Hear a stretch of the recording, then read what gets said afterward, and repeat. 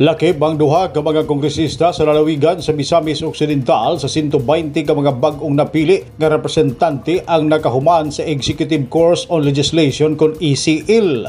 Sila si Misamis Occidental 1st District Representative Jason Almonte ug 2nd District Representative Sancho Fernando Ando Waminal mipahibalo ngadto sa katawhan pinagi sa ilang tagsa-tagsa ka Facebook page sa pagtapos nila sa maong kurso.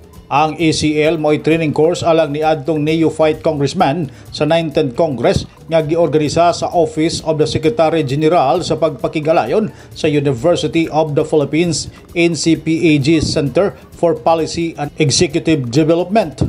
Ang maong kalihukan gipahigayon ni adtong Hulyo 11 ngadto sa 13 sa Rolando Andaya Hall, Batasang Pambansa Complex sa Quezon City.